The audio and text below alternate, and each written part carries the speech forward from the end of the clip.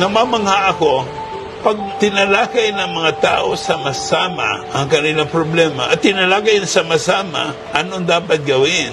Nagkakaisa sa pananaw na dapat sa isang area, ang bawat isa, tungkulin niya magbigay ng aruga, tangkilik sa bawat isa. Yan po ang translation namin sa salitang solidarity.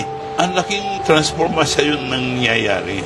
Ibig sabihin nga, Dr. Rene, na yung konsepto mo, pananaw mo sa development o pag-unlad ay dapat manggaling sa lokal, sa mga tao sa komunidad, magkakaisa sila.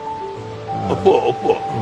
At saka nakakaroon ng tinatawag na sense of empowerment.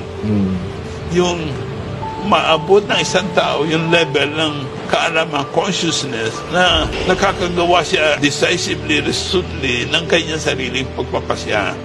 Pero pinakamaganda yan ay collective empowerment. Of course, I'm not idealizing the situation. Marami hong proseso pagdaraanan. Pero itong individual at collective na pagtataya at pagpapasya at pagsasagawa ay ginagawa natin together. Malaki ang maabot. At yan po ang nangyari noong after Yolanda, na lagay ako doon sa pagtulong sa Iloilo at saka sa Capiz, na pagtanto nila na dapat pala magsimula tayo sa ano ba pwedeng gawin natin isa-isa. Meron dyan na mga may talino na ganito ang alternatibo nakita ko sa pangingisda. Isinishare niya ba? Di bumabangon.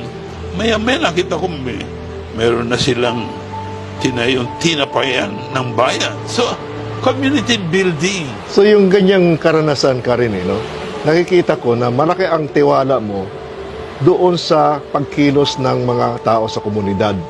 Ano naman yung papel ng gobyerno dyan? Kasi kung sana, yung mga pagkilos na yan, nakikita ng gobyerno at sinusuportahan, malaki dapat ang nagagawa sa pag-unlad nila. Anong pananaw mo dyan? Pag ang gobyerno po, lalo na sa local level, talagang kaisa ng bayan, ang laki ng transformasyon. Una-una, ang gobyerno ang nasa posisyon na mag-mobilize ng resources, lalo na resources na magagaling sa labas.